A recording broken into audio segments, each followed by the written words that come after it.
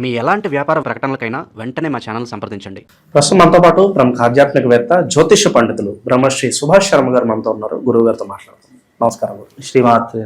గురుగారు, మే నెల విశేషంగా వృశ్చిక రాశి వాళ్ళకి మరి హైలైట్స్ ఏంటి? ఈ మాసం ఎలాంటి విశేషాలు, మంచి చెడులు, లాభ నష్టాలు ఏ విధంగా ఉంటాయి, ఎలాంటి జాగ్రత్తలు తీసుకోవాలి? తప్పకుండా అండి. ముందుగా వీక్షిస్తున్న ప్రేక్షకులందరికీ శ్రీమాత్రే నమః, శ్రీ గురుభ్యో నమః. నమస్తే అస్తు మహామాయే శ్రీపీఠే సురపూజితే శంఖ చక్ర గదాహస్తే మహాలక్ష్మీ నమోస్తుతే. ముఖ్యంగా వృశ్చిక రాశి వారికి 6వ స్థానంలో రవి సంచారం, అలాగే 5వ స్థానంలో శని సంచారం నడుస్తుంది. వృశ్చిక రాశి వారికి ఈ మాసం గనక చూసుకున్నట్టయితే కొంతవరకు ఇబ్బంది అని చెప్పుకోవచ్చు. ఎందుకు అంటే కనుక వీళ్ళ యొక్క స్వభావం ఎలా ఉంటుందంటే కోపము, ఆవేశం విపరీతంగా ఉంటూ ఉంటుంది. ఎందుకంటే వృశ్చిక రాశి వారికి కుజుడు అధిపతి అవుతూ ఉంటాడు.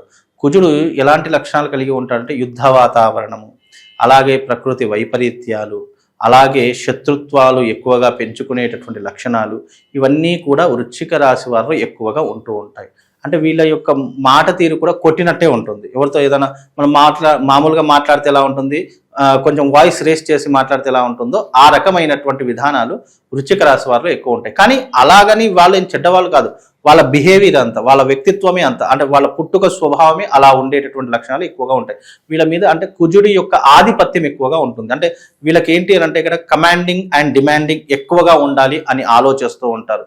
ఎప్పుడూ చుట్టుపక్కల ఒక 10 మంది ఉండాలి, లేదా ఒక 5గురితో వీళ్ళు సావసవడ గ్యాంగ్ని మెయింటైన్ చేయాలని అనుకుంటారు చూస్తారు. అలాంటి స్వభావం కలిగినటువంటి వారిలో వృశ్చిక రాశి వారు ఒకరు అని చెప్పుకోవచ్చు. వీళ్ళు ఎప్పుడు కూడా ఒంటరిగా ఏ పని చేయరు. ఒక 2-3 వెంటేసుకొని మన పని చేస్తున్నాం. సినిమాకి వెళ్ళాలనుకోండి, నేను డబ్బులు ఖర్చు అవుతాయి కదా అని చెప్పి నేను ఒక్కనే వెళ్తాను. వీళ్ళు అలా కాదు, డబ్బులు పోయినా పర్వాలేదు, ఒక 2-3 వేసుకొని వెళదాము, ఒక గ్యాంగ్ని మెయింటైన్ చేద్దాము, ఒక సర్కిల్ని మెయింటైన్ చేద్దాము అనేటటువంటి లక్షణాలు కలిగినటువంటి వారిలో ఈ వృశ్చిక రాశి వారు ఒకరు అని చెప్పుకోవచ్చు.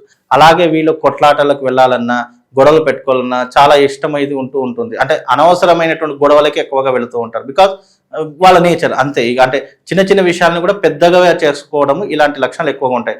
అందులోనూ వీళ్ళ మీద పోలీస్ స్టేషన్లో కేసులు కావచ్చు, కోర్టు వ్యవహారాదులో తిరగడం కానీ ఇలాంటి ఎక్కువగా ఉండేటటువంటి లక్షణాల్లో ఈ వృశ్చిక రాశి వారు ఒకరు అని చెప్పుకోవచ్చు. అలాగని వీళ్ళ గురించి నెగిటివిటీ అని కాదు, వీళ్ళు చెడ్డవారని కాదు, వాళ్ళ యొక్క స్వభావం అలా ఉంటుంది. అది కొంతమందికి నచ్చుతుంది, కొంతమందికి నచ్చదు. ప్రపంచంలో 100 మందికి 100 మంది నచ్చాలని రూల్ ఏం లేదు. కాబట్టి కొంతమందికి నచ్చుతుంది, కొంతమందికి నచ్చదు. అలాంటి స్వభావం కలిగినటువంటి వారిలో వృశ్చిక రాశి వారు ఒకరు అని చెప్పుకోవచ్చు. ప్రస్తుత కాలంలో ఈ మాసంలో కనుక చూసుకుంటే 6వ స్థానంలో రవి సంచారము, అలాగే 5వ స్థానంలో శని సంచారం వల్ల వీళ్ళకి ఏంటి అని అంటే కనుక ఆర్థిక పరమైన ఇబ్బందులు వస్తూ ఉంటాయి. కుటుంబ పరంగా నష్టం అనేటటువంటి, అదే కుటుంబ పరంలో చిక్కులు, చికాకులు, ఇబ్బందులు, ప్రతి చిన్న విషయానికి గిల్లి కజ్జాలు పెట్టుకొని దాన్ని పెద్దదిగా చేసుకోవడము, అనవసరమైన పంచాయతీల్లో కూర్చోవడం, ఇలాంటివి ఎక్కువగా ఉంటూ ఉంటాయి. అలాగే వీళ్ళకు స్థానచలనం జరిగేటటువంటి అవకాశం ఏర్పడుతూ ఉంటుంది. స్థానచలనం కొంతవరకు కలిసి వచ్చేటటువంటి అవకాశం ఏర్పడుతూ ఉంటుంది. ఉన్న ఉద్యోగం వదిలేసి కొత్త ఉద్యోగంలోకి వెళ్ళాలి అనేటటువంటి ఆలోచనలు కలుగుతూ ఉంటాయి. అంటే మంచి ప్యాకేజ్ రావడం కానీ అలాంటివి కూడా జరిగేటటువంటి లక్షణాలు ఏర్పడేటటువంటి విధంగా ఉంటుంది. కానీ కొంతవరకు దానివల్ల నష్టం, అంటే కొత్త ఉద్యోగులు ఎన్ని రోజులు ఉంటారో కూడా గ్యారెంటీ లేదు. కాబట్టి ఉన్న ఉద్యోగాన్ని కాస్త మీరు ముందుకు తీసుకుని వెళ్తే బాగుంటుంది. ఉన్న ఉద్యోగాలనే స్థిరపడేటటువంటి అవకాశాన్ని ఏర్పరచుకుంటే గనక కొన్ని రకాలుగా బాగుండే అవకాశాలు ఏర్పడుతూ ఉంటాయి. అలాగే వీళ్ళకు ఈ మాసంలో కనుక చూసుకున్నట్టయితే 6వ స్థానంలో రవి సంచారం వల్ల ఏమవుతుందంటే రాజకీయంలో ఉన్నటువంటి వారికి కాస్త మెరుగైనటువంటి ఫలితాలు ఉంటాయి. అంటే కొంతవరకు గడ్డు కాలం అన్నప్పటికీ కూడా కొన్ని, అంటే రాజకీయ నాయకులు గడ్డు కాలాన్ని కూడా వాళ్ళు తమ వైపు తిప్పుకునేటువంటి లక్షణాలు ఎక్కువగా ఉంటాయి. అంటే చాలా బ్రాడ్ మైండ్గా ఉంటూ ఉంటారు. కాబట్టి రాజకీయ నాయకులకు ఇది కలిసి వచ్చేటటువంటి మాసము అని చెప్పుకోవచ్చు. కాబట్టి వాళ్ళకు పదవులు రావడం కానీ, లేదా అర్హత పొందేటటువంటి ఏదైనా ఒక దాంట్లో వీళ్ళు చేయడం కానీ ఇలాంటివి ఎక్కువగా ఉంటూ ఉంటాయి. కాబట్టి రాజకీయ రంగంలో ఉన్నటువంటి వారికి గుడ్ పొజిషన్ అని చెప్పుకోవచ్చు. అలాగే గుడ్ టైం అని కూడా చెప్పుకోవచ్చు. సినిమా రంగంలో ఉన్నటువంటి వారికి కూడా మంచి మంచి అవకాశాలు వస్తూ ఉంటాయి. అవి సినిమా రంగంలో కావచ్చు, నాటక రంగంలో కావచ్చు, లేదా షోస్ కావచ్చు, ఏదో ఒక విషయంలో గనక వీళ్ళకు శుభప్రదంగా ఉండేటటువంటి లక్షణాలు ఈ మాసంలో వృశ్చిక రాశి వారికి ఏర్పడుతూ ఉంటాయి. కనుక వృశ్చిక రాశి వారు ఎవరైతే ఉన్నారో ఈ మాసంలో వాళ్ళకు శుభ ఫలితాలతో పాటు కాస్త గడ్డు కాలము అంటే వీళ్ళకి ఏంటి అంటే 5వ స్థానంలో శని సంచారం కాబట్టి వీళ్ళకు ఆర్థిక పరంగా కావచ్చు, లేదా ఆరోగ్య పరంగా కావచ్చు, కొంతవరకు మానసిక ఇబ్బందుల వల్ల కావచ్చు, కాస్త ఇబ్బంది పడేటటువంటి అవకాశం అయితే ఏర్పడుతుంది. పెట్టుబడుల పరంగా ఏ వ్యాపారాలు వీళ్ళకి సూచిస్తారు గురుగారు? ముఖ్యంగా ఈ యొక్క వృశ్చిక రాశి వాళ్ళు పెట్టుబడులు పెట్టాలి అని అనుకుంటే గనక గోల్డ్ మీద పెట్టుబడి పెట్టుకోవచ్చు. అలాగే పంచలోహాలు ఏ దాని మీద ఐరన్ కానీ, లేదు అంటే ఐరన్కి సంబంధించిన బిజినెస్లో కానీ, లేదు గోల్డ్కి సంబంధించినటువంటిది కానీ, వెండికి సంబంధించినటువంటిది కానీ, ఇత్తడి, రాగి ఇలాంటి వాటిలో వీళ్ళు ఇన్వెస్ట్మెంట్ పెట్టడం వల్ల కాస్త ఉపశమనం కలిగేటటువంటి అవకాశం ఉంటుంది. అలాగే ముఖ్యంగా ఇంకా అంటే డైలీ వారి వృత్తిలో పెట్టుబడి పెట్టాలంటే పాల కేంద్రాలు కావచ్చు, అంటే మిల్క్ సెంటర్స్ కావచ్చు, లేదంటే కిరాణా షాపులు అంటే నిత్యవారి సరుకులు కావచ్చు, ఇలాంటి వాటిలో పెట్టుబడులు పెట్టినా కూడా వీళ్ళకు మంచి ఇన్కమ్ వచ్చే అవకాశం ఉంటుంది. ముఖ్యంగా వీళ్ళు భూమి మీద కానీ లేదా ఫైనాన్స్ రంగంలో కనుక ఇన్వెస్ట్మెంట్ పెడితే కలిసి వచ్చేటటువంటి అవకాశాలు చాలా ఖచ్చితంగా ఉంటాయండి. వివాహ ప్రయత్నాలు అనుకూలంగానే ఉంటాయి అంటారా ప్రస్తుతానికి?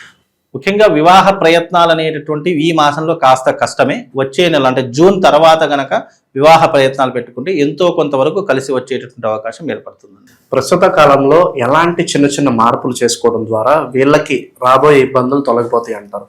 ముఖ్యంగా వీళ్ళు కోపం ఆవేశం తగ్గించుకోవాలి, మెయిన్ రీజన్ అండి. అలాగే తొందరపడి నిర్ణయాలు అస్సలు తీసుకోకూడదు. ఏదైనా నిర్ణయం తీసుకునేటప్పుడు అది మంచా చెడ, మన జీవితానికి ఉపయోగపడుతుందా లేదా అనేటటువంటి ఆలోచన చేయాలి. ఒక 2 రోజులు ఆలస్యమైనా సరే పర్వాలేదు, కానీ ఏ విషయాన్ని కనుక నువ్వు అడుగు పెడుతున్నావు ఆ విషయాన్ని ఆచితూచి అడుగు వేసి ఆలోచన చేసుకుంటే అన్ని రకాలుగా బాగుంటుంది. అలాగే తొందరపడి నిర్ణయాలు తీసుకోకుండా పెద్దవాళ్ళ సలహాలు సూచనలు తప్పకుండా పాటించే ప్రయత్నం చేయాలి. డబ్బులు తొందరపడి ఇవ్వడం కానీ, అప్పుగా కానీ, రుణంగా కానీ, లేదా మనవాడే కదా అని చెప్పేసి తొందరపడి ఎవరికి కూడా డబ్బులు ఇచ్చే ప్రయత్నాలు అస్సలు చేసుకోకుండా ఉండాలి. మరీ ముఖ్యంగా ఎక్కువ ఆలోచించే ప్రయత్నం చేసుకోకూడదు. వీళ్ళు అతిగా ఆలోచించడం వల్ల గతి తప్పుతుంది. అలాంటి కొన్ని ప్రయత్నాలు మానుకుంటే బాగుంటుందండి. ఓకే, ఇక ప్రస్తుత కాలం గురుగారు ఈ ప్రాపర్టీస్ ఏమన్నా కొనుక్కోవడానికి అనుకూలంగానే ఉంటుందంటారా? ముఖ్యంగా ఈ వృశ్చిక రాశి వారికి కనుక చూసుకున్నట్టయితే ఈ మాసంలో ఏదో ఇల్లో ప్లాటో ఏదో ఒకటైతే కొనేటటువంటి యోగం అయితే ఉంది. అది వాళ్ళు ఆలోచించే విధానాన్ని బట్టి ఉంటుంది. బికాజ్ ఏంటి అంటే కనుక కొంతమందికి తొందరపడి నిర్ణయాలు తీసుకోవడం వల్ల మిస్ఫైర్ అవుతూ ఉంటుంది. మరికొంతమంది ఏమవుతుంది అంటే కనుక అరే ఏదైనా ప్రాపర్టీ తీసుకుంటే బాగుంటుంది అనే ఆలోచన కలుగుతుంది. అలా ఆలోచన కలిగి తీసుకుంటే కనుక అది లాభదాయకమైనటువంటి జీవితాన్ని, అలాగే వాళ్లకు మంచి ఆస్తిని సంపాదించి పెట్టుకునే అవకాశాన్ని ఏర్పరుస్తుందండి. ప్రస్తుతం ఎలాంటి పరిహారాలు చేసుకుంటే విశేషంగా వెళ్ళకాల్సి వస్తుందంట? ముఖ్యంగా వృశ్చిక రాశి వారికి ఏదైనా పరిహారం చేసుకోవాలి అని అనుకుంటే గనక వీళ్ళు మంగళవారం రోజున గణపతిని ఆరాధన చేసుకోవడం లేదా సుబ్రహ్మణ్య స్వామిని ఆరాధన చేసుకోవడం చాలా విశేషం. వీళ్ళకు సహస్రమోదక గణపతి యాగం చేసుకోవడం వల్ల కొంతవరకు ఉపశమనం కలుగుతుంది. ప్రతి సంకష్టాల చతుర్థి రోజున సహస్రమోదక గణపతి యాగం చేయిస్తాను. కనుక మీరు కూడా ఎవరైనా యాగం చేయించుకోవాలి అని అనుకుంటే, ఎవరికైతే కుజుడు బాగా లేడు, జాతకంలో కుజదోషం ఎవరికైతే ఉందో, లేదా ఆర్థిక పరంగా చాలా వరకు నష్టపోయేటటువంటి లక్షణాలు ఎవరికైనా ఉన్నాయి అంటే తప్పకుండా వీళ్ళకు ఒక మంచి పరిష్కారం ఏంటంటే సహస్రమోదక గణపతి యాగం. ఈ సహస్రమోదక గణపతి యాగం చేసుకోవడం వల్ల కొంతవరకు వీరికి జీవితంలో ఉపశమనం కలుగుతుంది. అలాగే వీళ్ళకు ముఖ్యంగా ఒక మంత్రం ఏదైనా చదువుకోవాలి అంటే గణపతికి సంబంధించినటువంటి మంత్రం చదువుకోవాలంటే ప్రణమ్య శిరసాదేవం గౌరీపుత్ర వినాయకం భక్తావాస స్మరే నిత్యం ఆయుష్ కామార్థ సిద్ధయే అనేటటువంటి మంత్రాన్ని చదువుకోండి. తద్వారా వీళ్ళకు శుభం లాభం కలుగుతుంది. మంచి విశ్లేషణ అందించారు. ధన్యవాదాలు గురుగారు.